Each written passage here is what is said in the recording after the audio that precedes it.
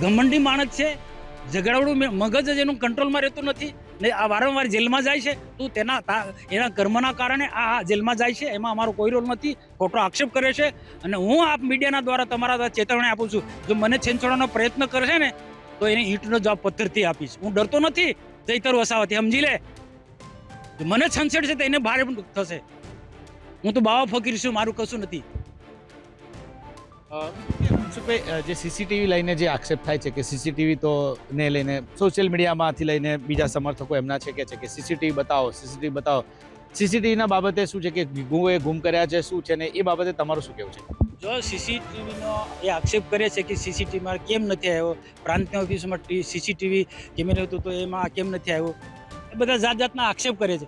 હું એ આક્ષેપ કરી શકું છું. કેટલાક લોકોનું કેવું છે કે સીસીટીવી કેમેરા ત્યાં હતા પણ એ આખું જે ઘટના ઘટી એ સીસીટીવીમાં આવી ગઈ હતી.